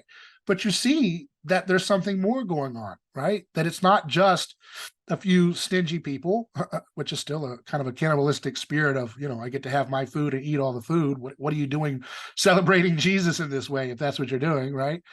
He's like, someone's hungry and another gets drunk. Someone drunk all the wine. The other person doesn't have any bread to eat, right? I mean, so there's a spirit of, right, self-centeredness, right, self-assertion, self-devouring of the other. Don't care about my neighbor. I'm going to eat all the bread and get, drink all this wine. That same spirit animates everything we have in our conflicts and mistakes in the world today on a sociological level. There are divisions among you. He says, when you go to come together in church, there are divisions among you. You can't go to a single church in the world without there being a division among them. Have you noticed that? Not just within the local church, but also division within the congregation. Right. Yeah. There's a division amongst the congregation, and the congregation is united in its division against another group. And it's always easy to pick on the Protestants because they have 400,000 denominations, but the Catholics and the Orthodox have their divisions as well, right? They have their schism. Oh, we're liberal Catholics. This is the traditional Latin Catholics, and there's all these other things. And then, this is Russian Orthodox in contention with the Greek Orthodox, and they're animated. If you hear them and think about it, think about this, when you come together and have a meal, what do you talk about? I have found that oftentimes there's a temptation within any church you go to, if you're there long enough, for people sometimes, not all, but there to be a spirit that sometimes creeps in when you talk about, oh, aren't we so glad we're not that other Baptist church down the road? Or it's often a scapegoating kind of gossiping atmosphere, and atmosphere. Yeah. I'm so glad I'm not a Catholic anymore, or I'm so glad I'm not Orthodox, or I'm so glad I'm not in this type of thing. It's always, aren't we so glad that we got it right here? Let's have another piece of bread, right? It's like, if you're doing the Lord's Supper in that spirit, you're still caught up in the cannibalistic matrix that the Lord's Supper is repudiating, right? If you come to it with the right heart. So that's the point here. Just to kind of went on a little bit of a rabbit trail with that. It's not a rabbit trail. I think it's important, but a little bit of a detour to the broader topic today. But it's all the same. It's all going into the same direction. I think it's important, because we, whilst looking at the big picture, we get an example of how this big picture analysis affects, our day-to-day, small day-to-day lives, right? Right. Is like you described how people tend to behave in church. So it's very important, I think. Yep. I want to go to this other passage real quick just to finish my point, because I want folks to not have, like you said, a schizoid view of Jesus, where it's like, I'm supposed to turn the other cheek, but then I'm also supposed to root on a war, or, arresting my opponents and sending them into prison for life. Right. All of that is wicked, man. You got to get that out of your heart, because you're not imitating Jesus. You're imitating parts of Jesus, but then you're ultimately just imitating the spirit of the world, which has been done away with. And we need, and it will go away faster the more people who say we study Jesus's life actually try to live like him. Instead of majoring on the minors. That's all Christian denominations do. I don't want to say that. I'm trying to be nice. That's an emotional language. I don't want to use that. So that's often what humans do, is we major on the minors and say, it's my type of baptism at this church. It's my type of apostolic authority. It's my type of, I've got the keys to the kingdom. I've got the keys to the authority over devils. I've got this. I've got the claim to the land. I've got the claim to put you in prison for life. I've got the claim to smite your children as collateral damage, but you don't have the right to do that to my children. I've got this. I've got that. That whole spirit that ends up majoring on the minors, these external identity markers that distinguish us as special people who are allowed to do ugly, horrible, violent things. That is a retardation away from the path of the gospel and the new world order of Christ. That's holding it back. And we have to let go of that. We have to let go of the ego, the flesh, all of that, so that we can bring forth the good news that we're free from that whole stuff. Holding on, Jesus says, my yoke is easy, my burden is light, right? Mm-hmm. My yoke is easy, my burden is light. And people say, well, that seems really hard to take up your cross and forgive your enemies. But think about it. When you can live your life free from grudges, that's a very light level of living, isn't it? When you can literally practice choosing true forgiveness on the little things every little day and the big things. When you practice that as a muscle, think of your forgiveness as a mimetic muscle that has to be practiced. You have to try it. It's going to feel hard sometimes. You're going to lift some weight sometimes, and you're going to fail, and you're going to drop those weights and with your arms trembling because that forgiveness muscle was not ready yet. But you keep practicing those exercises every day. And it's a whole body and mind and spirit exercise of forgiveness. But you practice that every day, and then you start to learn a new mimetic muscle of this lightness of being, in which you don't hold on to grudges, little or big. You don't hold on to slights against your ego. That's a light level of living. It doesn't mean that everything's going to be la-la. You could have a horrible thing happen where someone comes into your house and harms your loved one. There's no guarantee. Jesus doesn't say that, follow me and nobody will ever get hurt in physical. You're living in a fallen world with people who are cannibalistic in their heart's desires. So you will be possibly victimized. But if you've been working out that forgiveness mimetic muscle long enough, when those bad things come and go, you will have a more lightness of being able to process it without being held back into darkness and anger and vengeance that is then sublimated into other areas of your life. This is a very practical way of living, folks. This is not mumbo jumbo stuff. This is the only way we can live amongst each other in a peaceful way, in a truly sustainably peaceful way. Because the old way of the old temple that was destroyed in 70 AD and all the other temples since then, wherever the gospel goes, it can't bind us together again. We cannot have peace in uniting over a common enemy because we can't agree on who is truly deserving of all evil. Once we see the victims of all the different tribes of our enemies and ourselves, it becomes a lot harder to project all of our guilt and our aggression and violence into another person. Now you have to deal with it yourself. And Jesus says, let it go. Right? That's the whole point. That's the whole point of history, moving from the collective tribal identity of the temple towards the human person, so that every wicked king in the world today has to try, as you said, Surit, gain favor in the court of public opinion by saying that their opponents have killed more innocent individuals than they have. That's Jesus's rules that are animating the world history. We're just not following it yet, but it's still, even in our rebellion, we're subjected to the framework that Jesus has set forth. The human person is now the temple of God, not collective structures and monuments. That's why Jesus says those are whitewashed tombs. Those people who want to act holier than thou, they are living as whitewashed tombs. You know what I think of when I think of a whitewashed tomb? I think of the Great Pyramid, how it used to be so whitewashed with that outer layer of white, smooth stone, limestone. And it was a golden top, and there's a dead bodies inside. And Jesus says, you Pharisees are like whitewashed tombs. You look beautiful on the outside, but there's a dead body inside. And that probably is very scandalous, for folks who don't want to be unclean. Right. who think they're clean and their rivals are less clean than them. That framework of mind is what gets people into the trouble they get into.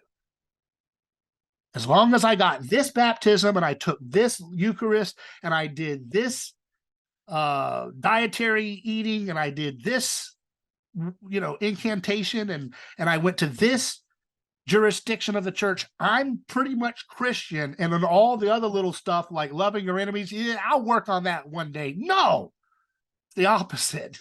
The focus should be on loving your enemies and loving those who annoy you the most as your primary daily thought process, not do I have the right clothing on? Do I have the right language? Do I pray to God in the right language?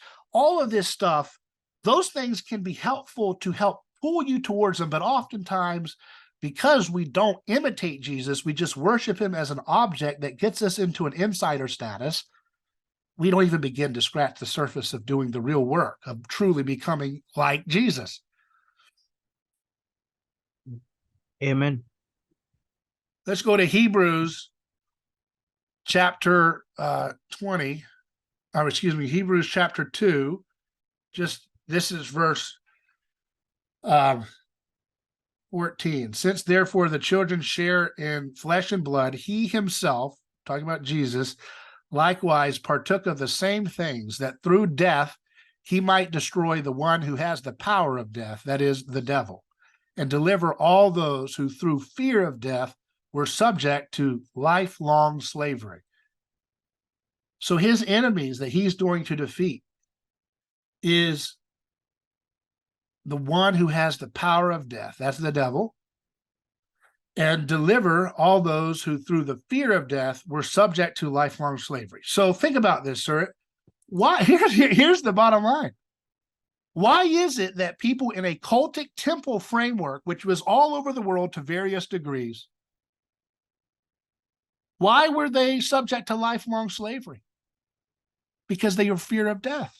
They were afraid of death. They were afraid of being sacrificed. And therefore, that's why they were holy. Because if you follow, I would do X, Y, and Z holy steps, that makes you closer to the inner circle rather than on the margins where you could be a candidate for sacrificial violence, like a stoning or a lynching, right? Mm-hmm. Right. So you're in subject to lifelong slavery, again, because of the fear of death, of being in proximity to being a candidate for sacrifice. At the same time, this death anxiety, as we've talked about, drives people to cut people off, to not forgive people, to not look at how to love them and see them from their vantage point and put yourself in their shoes, because you're a fear of death. You're afraid that if I am vulnerable outside of my tribe, again, going to the same thing, if I step outside of my boundaries and let go of my ego defense shield, I might get hurt by them. So they're enslaved to lifelong slavery of the passions. And lifelong slavery to superficial rule keeping to be seen as holy. It goes either way, right? The slave of the passions, this is flesh, is the same mirror image of the slave of the person who is a slave to superficial rule keeping to prove themselves holy, so they're not candidates for sacrifice. It's the same thing. When you're enslaved to the passions of lust and all these things, you're doing it because you're trying to mitigate your death anxiety. Live for today, drink up, throw all your money, be ambitious, defeat your enemies, use people as objects. That's fear of death subconsciously driving you to live for the passions and nihilism. At the same time, there's this mirror image of it for the religious spirit, where it's like you're following all these rules because you don't want to be, right? You don't want to be the outsider who's going to be more likely to be scapegoated and sacrificed. Both of those are animated by the fear of death. Jesus is setting us free from this. And he's defeating the devil too. The devil is the system of the world. Again, I'm talking on an anthropology level, not the spiritual level of this as a being. That's another topic that's just as perfectly valid to be integrated here. But this devil system of, like you said, sir, the accuser, that has the power of death. Why do we call something sacred? Because sacred is where you have the choice of who gets to live and who gets to die. That's what the devil is.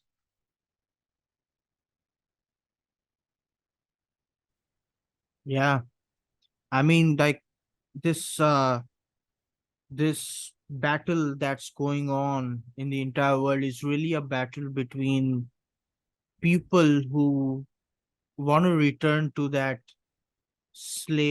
enslavement to death anxiety, to this temple system of ancient societies, and people who want to experience the liberation of personhood that Christ brings, right?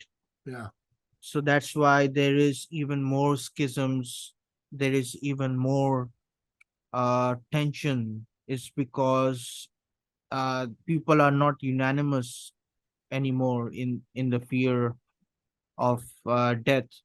right, People want to escape that fear of death, because that path was laid before them by Jesus, as you mentioned. right. Yeah, pretty interesting. Yeah, it's pretty exciting when you think about how this all fits in with what we see in headlines today and yesterday and years past, always constantly inundated to have a war on women or a war on toxic masculinity or a Black Lives Matter versus this lies, all lies. All these contentions are all based on the same fear of death anxiety, and and Jesus come to defeat those, and he is defeating those enemies. So let's go to First Corinthians chapter 15, and let's go to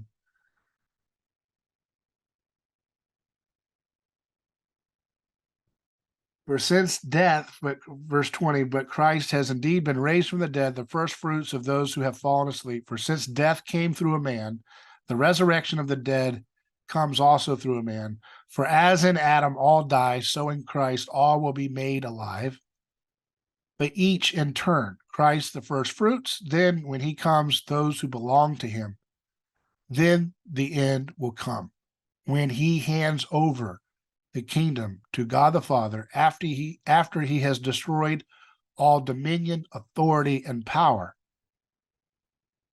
All dominion, authority, and power. For he must reign until he has put all his enemies under his feet. The last enemy to be destroyed is death, for he has to put everything under his feet.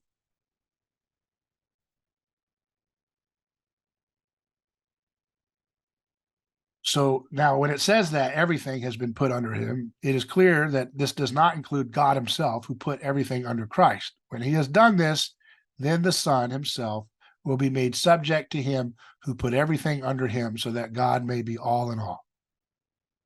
So I just want to point out here that the end will come. So Jesus is already reigning. When he defeats the temple, not him by initiating violence, but by asking them to repent, they refuse to repent. And so they defeat themselves by sowing the same violent destruction that they wanted upon their oppressors, just as all humans tend to do. He defeats that system as the way in which the world will be. Therefore, he inaugurates history in which no longer will be caught up. And it's not totally inaugurated there. It's starting before in glimpses and pieces of it in the prophetic witness of the Old Testament, but it's not completed until he has this transition between the temple made by hands, which sacrifices others, and this temple made through his body, which we become part of, in which we self-sacrifice our fear of others and our envy of others, our covetousness of others' divine image.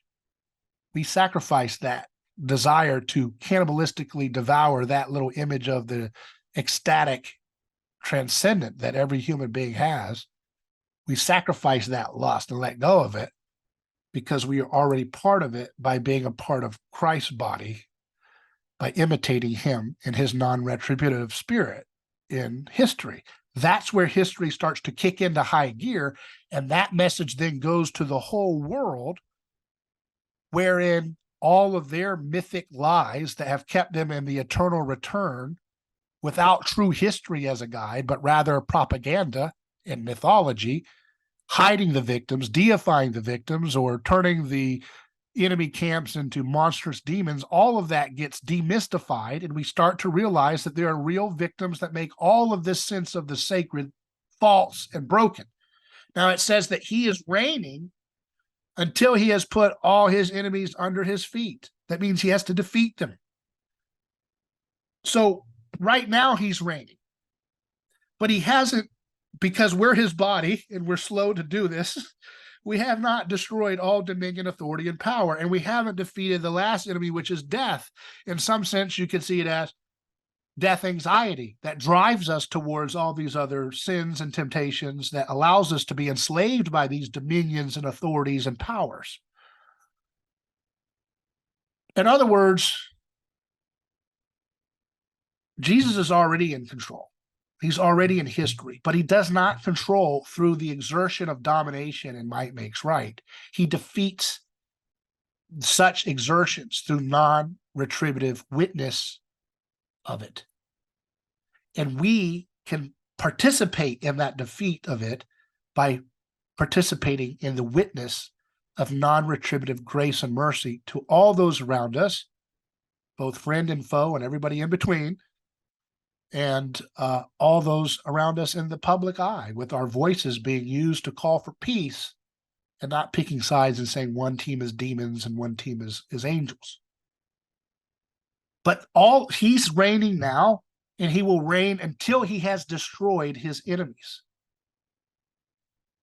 And that's the dominions, the powers, and death is the final enemy to be destroyed, which means that history isn't going in this backwards approach, again, the schizoid approach, in which at the end, Jesus comes down and everything he's been moving us towards, introspection, self-ego denial, forgiveness, shalom, peace, grace to those who even hurt us. All of a sudden, that all goes out the window because he's just so angry, and all of a sudden he just randomly breaks character, turns into an entire other entity, just like every other god has ever been. And he rains down violence and starts blowing everybody up, just like everybody else does right now. That's not good news. That's sad. That's terrible writing, because that's not even what all, like, Surit, you and I have talked about art in the past. All those Christ archetypes in the greatest movies, when it says this is a Christ figure scene where Luke lays down his life for his father rather than kills his father in his weakness of age, or whatever, or Iron Man lays down his life instead of continuing the battle against his enemies and Avengers, or Titanic, the boy lays down his life to save the rich girl or whatever, allows her to live, right, instead of he freezes to death. All these laying down of one's life is the ultimate fulcrum of a person's character development, and every great piece of art that is Christ haunted and Christ infected. And yet we're supposed to believe that the very Christ that inspired all those pieces that stir our hearts to try to be better, he goes the opposite direction. He comes into history loving, nonviolent, non-retributive, self-emptying, self-giving, washing the feet of those beneath him, forgiving his enemies, loving those who are unclean. And then at the end, he goes back to tearing everybody up who's unclean and dirty and foul and doesn't like them. How could that possibly be? Well, I mean, God reigns perfectly, right? He is perfect. But the kingdom of God seems far away because we humans are slow to embrace the God who turns the other cheek. It's basically what it is right now, right? Is that we recognize that turning the other cheek is self-sacrificial uh, death of Christ on the cross is the ultimate sign of, the ultimate hero, which is Christ, the Christ archetype that you mentioned. But we are slow to embrace that archetype, that symbol of Christ laying down his life for humanity. Right. And until and unless, we do not embrace it, we will never get the peace that we are yearning for. But the good news is that I believe it's like a paradox. At the same time that it feels as if so many folks who follow Jesus still don't really want to, you know, lay down their life and lay down their heart, their spirit, lay down their ego.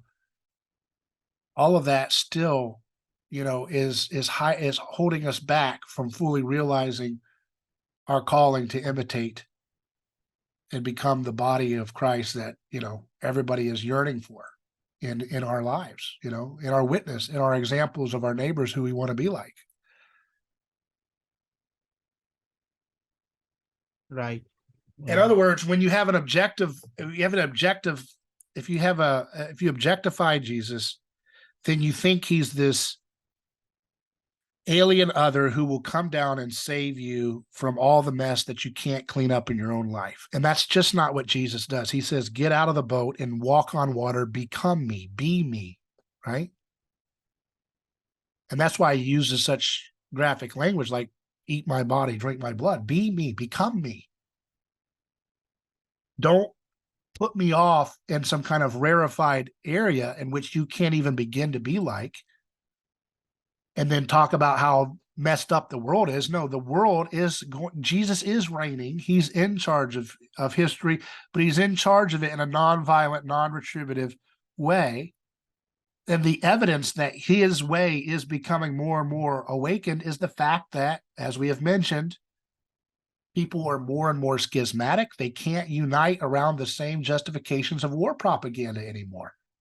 And it's accelerating. The more technology accelerates decentralized media distribution of information. You couldn't have the real-time, HD live streaming and stuff about real victims around the world like you can today.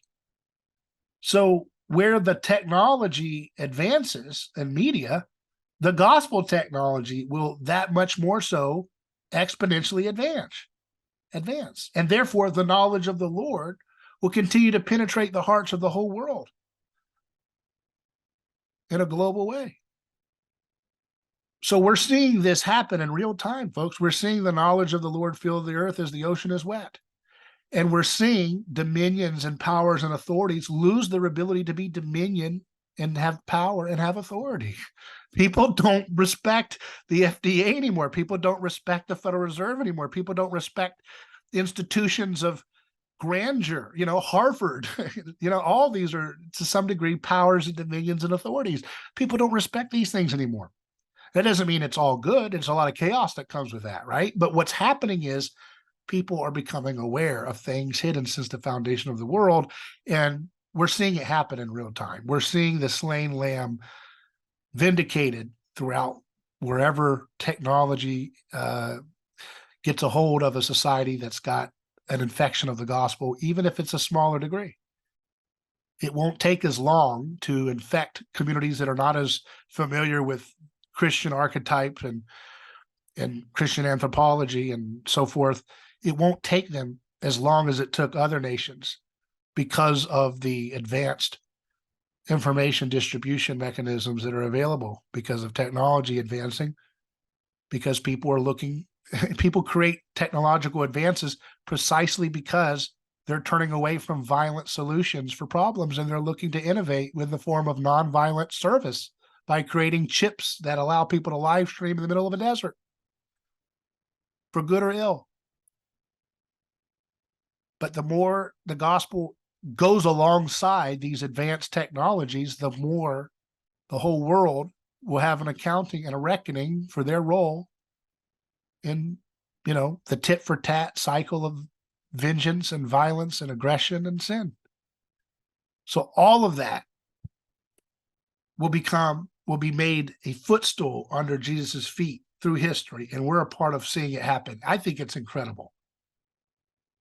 It is incredible because, it is only in a post-temple society, in a Christ-haunted society, where we can really, as you mentioned, we can uh, look at institutions like the CIA, the Federal Reserve, and the Capitol, and all of that, which was very explicitly proclaimed as a temple of sorts, of democracy.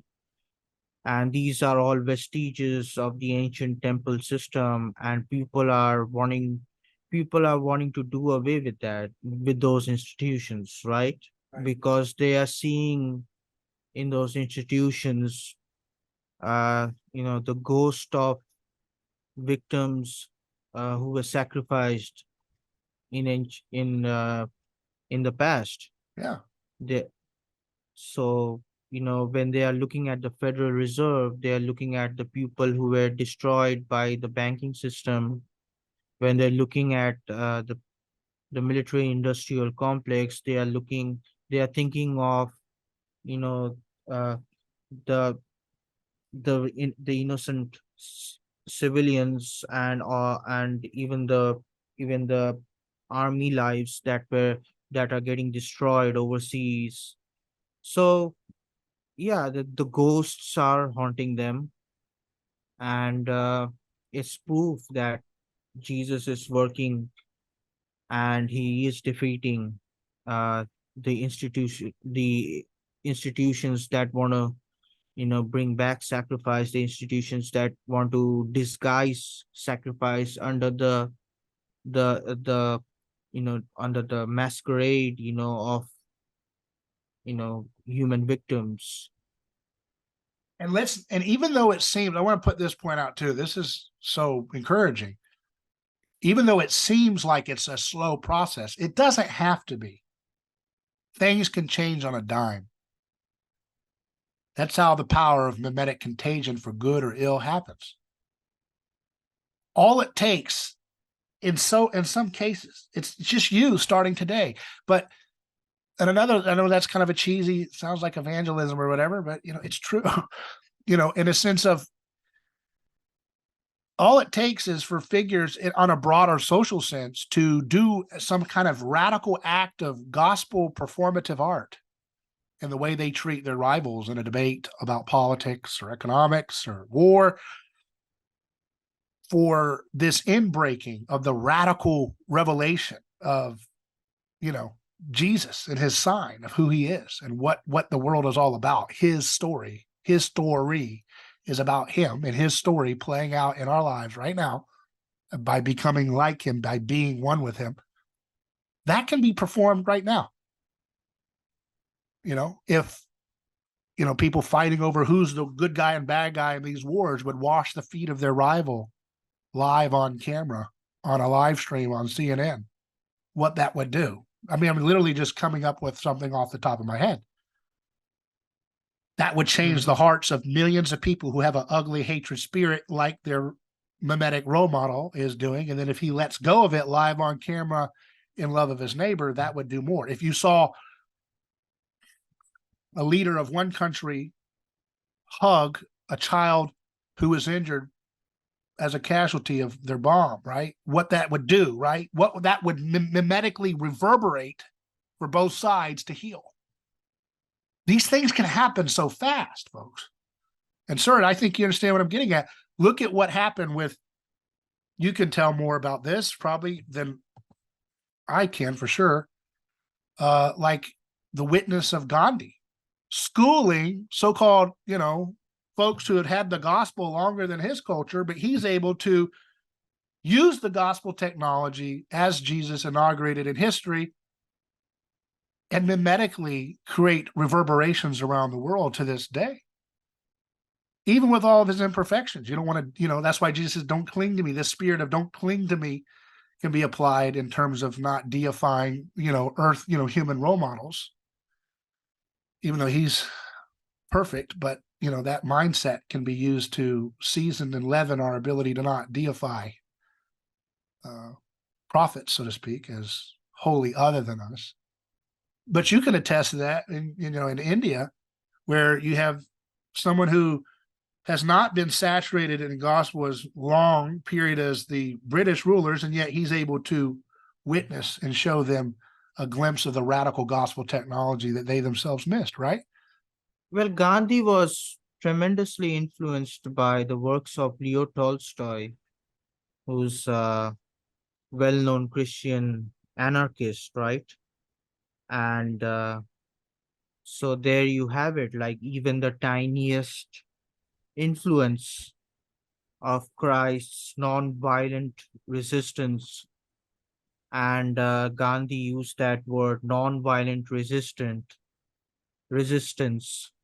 is basically like, okay, you're going to arrest all of us, but your prisons are going to be, overwhelmed. You won't have the resources to manage so many prisoners.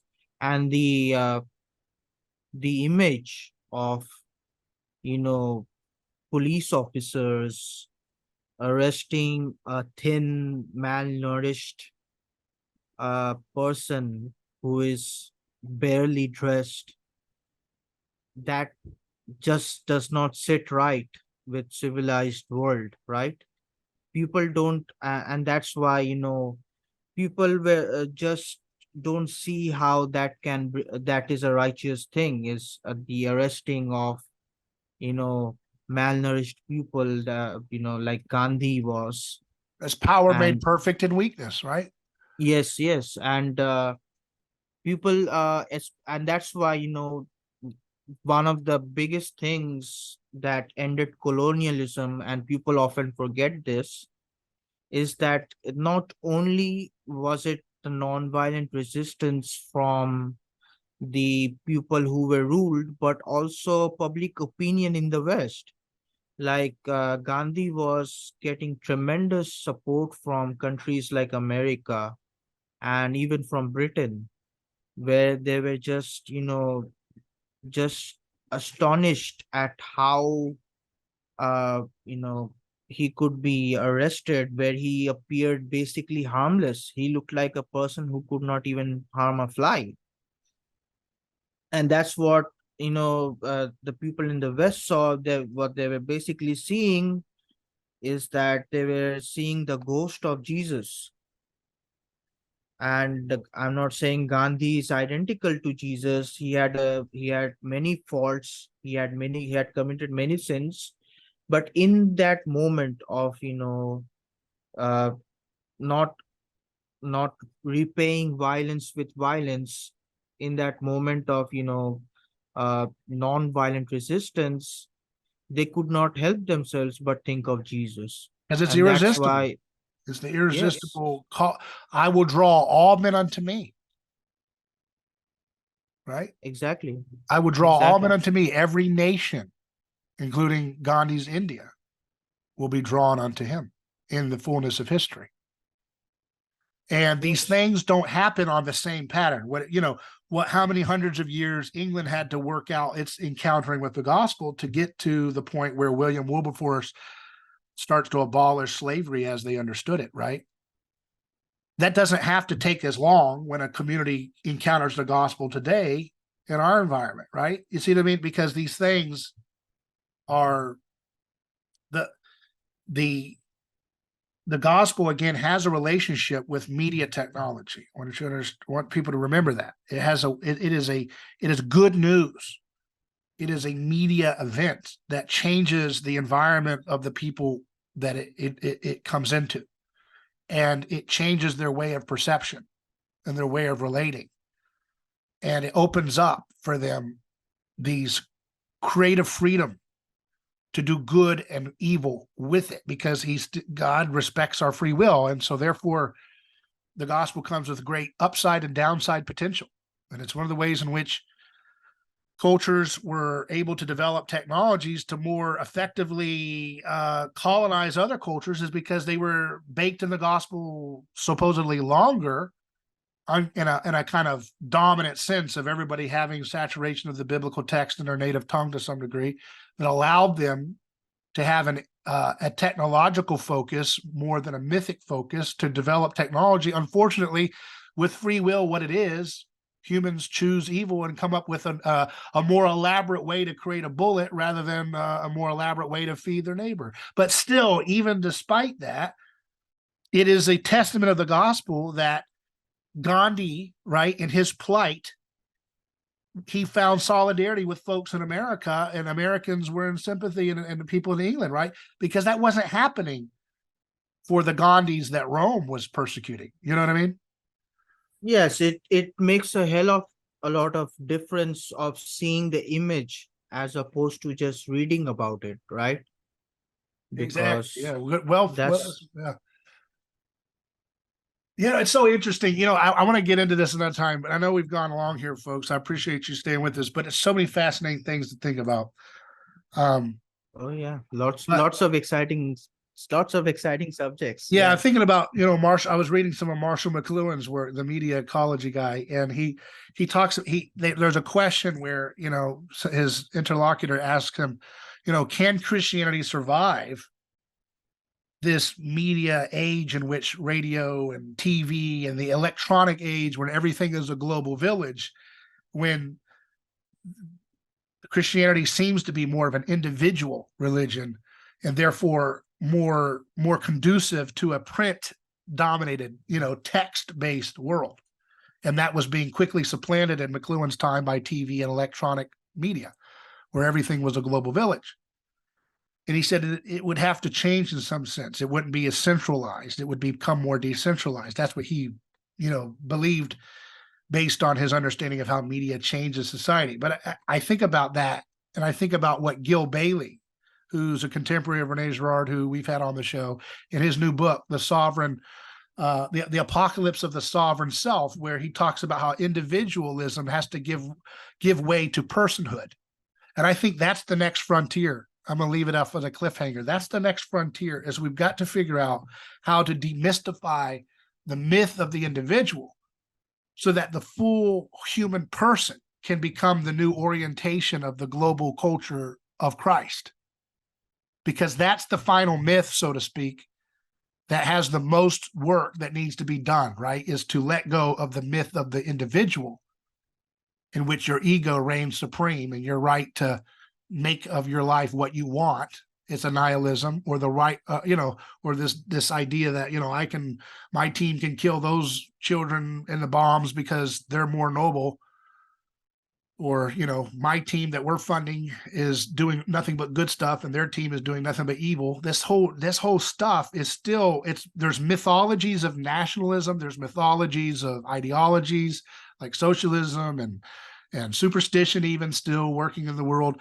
But all of that kind of is still resting on this bigger myth of the individual that kind of came out of the work of Christ in creating personhood, where each person is protected, but then it becomes the personhood gives way, unfortunately, to human error of individualism, which then allows people to justify being hateful to one another and ugly towards one another and less forgiving to, people that get on our nerves and so forth.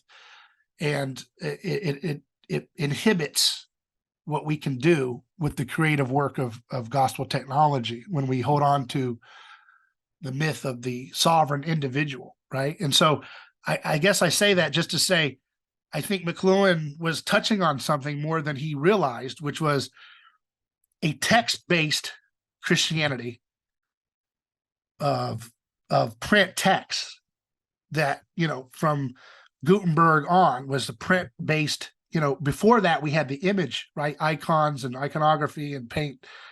That was bringing more of the sensory experience at the time. And then we went to this print text-dominated Christianity that had a lot of positives, but it also produced the myth of the individual. But now that's giving way to this electronic digital age, which brings all the senses back into play. hearing, video, like you said, watching crystal clear HD video of a live stream of somebody in a desert far away as it's happening around the world. Everybody in Madagascar and everybody can participate in watching this same live stream with HD clarity and crystal clear audio. I mean, it's only going to get more and more clear. And so therefore, Right, yeah. all of these senses are going to be brought back into harmony. And I think that personhood will develop as a way of basically getting closer to Christ than the individual. Because remember, Christ isn't an individual. He's a person, 3 in 1, right? Yeah. Mm-hmm. So in other words, we'll become more and more like our Creator. Yes, we'll discover what a real human being looks like, right? Which is Christ. We'll start to perceive it better without individualism mucking up our perception of what this is all about. Well, that's I think all we can do for now, sir. So thank you so much for your time. And any last thoughts? Well, I really enjoyed this conversation, and wow, that McLuhan conversation sounds very interesting, and I'm eager to join in whenever you want to. So thank you. All right, very good. And again, if you want to stay in touch with us or give us some feedback into what we've said thus far on this episode or questions, I know it's a lot, but we'll try to do our best to disseminate this as clearly as possible. Email us hello@aneighborschoice.com. I'm David Gornoski. Godspeed.